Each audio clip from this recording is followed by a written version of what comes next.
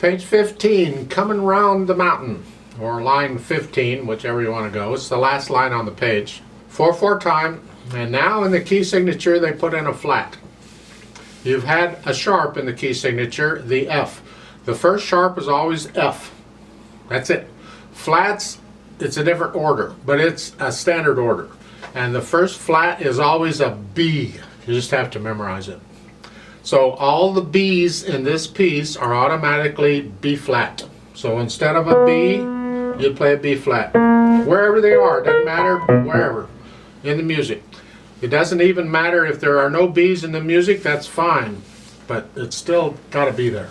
Got a lot of quarter notes and half notes, so the counting hopefully shouldn't be too difficult. We start with an incomplete measure. You see the first measure only has 2 beats in it.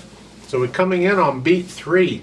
Well, if you look at the last measure, it's got a half note in it. That's 2 beats, and you put the 2 measures together, you get the 4 beats. So everybody's happy. It's good to go. So I'm going to kind of talk about both hands at the same time here. When the left hand starts this, they start on middle C with 3rd finger. That puts you in this position. Remember the B flat? So the right hand has thumb on F. That puts you in this position. Remember the B flat? So you're starting here. May not stay there, but you're starting there. And we come in on beat 3. So it's like 3, 4, 1, 2. The counting isn't bad. They're all quarter notes. You just got to get these notes. And if you don't know the names of these notes, then forget all of this and just play the note and say the name before you do anything else. You should be doing this on each of these. To drill it in, it's got to be instant. So it's C, D, F, a bunch of F's, and then next measure it's a D, C, A, C, F. So just go through and say the names of the notes and play them. I can't push that enough. I don't know how well you're doing on that, but unless it's automatic, keep at it. Now let's go back and do this with rhythm. I'm going to go over, we have a half, you see the whole note there in the first line, a couple measures over. Let's, after that, the measure after, you get rest. 1, 2, 3, 4. Then you get these A's, and then a C. 2, 3, 4, 1, 2. There's a B flat right there.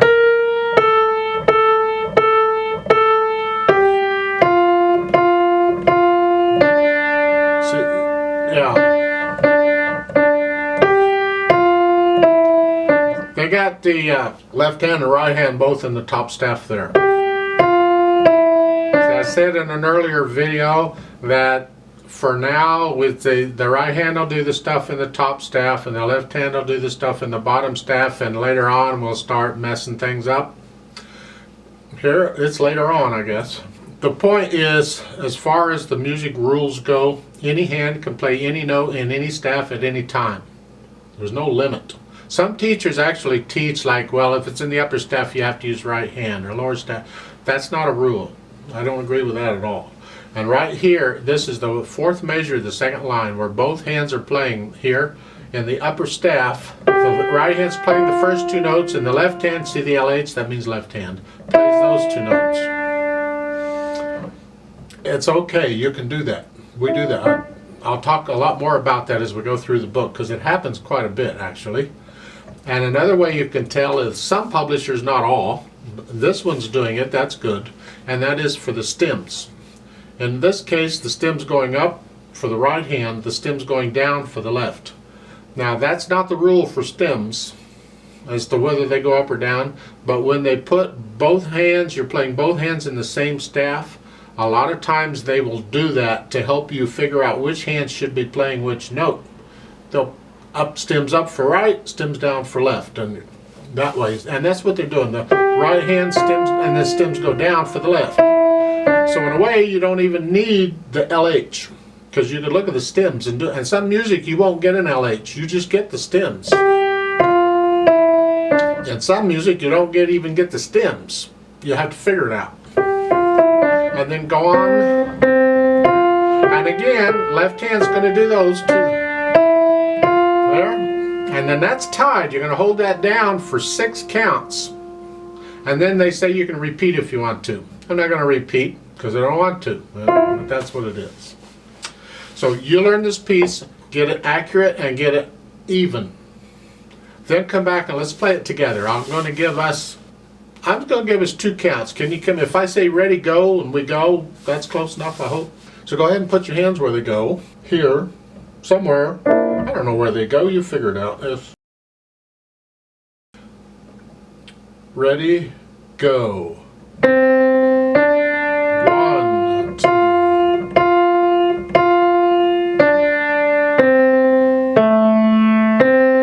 1, 2, 3, 4, rest, 2.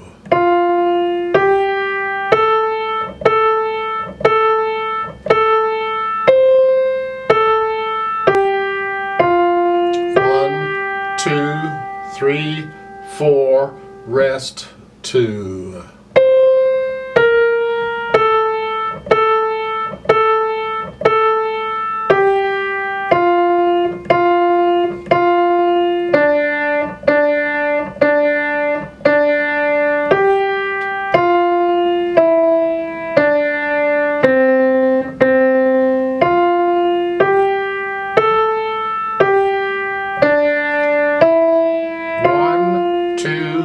3, 4, 1, 2, off. Now there's a duet part over on the other page. I'd like to play that and you play this. Now it says speed is as lively as possible. A lot of people, you might be familiar with the piece. Everybody has a different lively as possible. What's lively as possible to you? I don't know. Some people. Don't play it as fast as you can. I wouldn't go as... no. It's got to be accurate. It's got to be controlled. So keep it under control. I'm going to speed this up for the duet. It may not be quite as lively as possible, but it'll be faster than it was. And I'm going to give us 6 counts now because the beat's going to go pretty quick. Now I'm going 1, 2, 3, 4, ready, go, and then we go. So you have the speed going. So go ahead and put your hands here where they go, wherever they go. Still don't know where they go. Here we go. 1, 2, 3, 4, ready, go.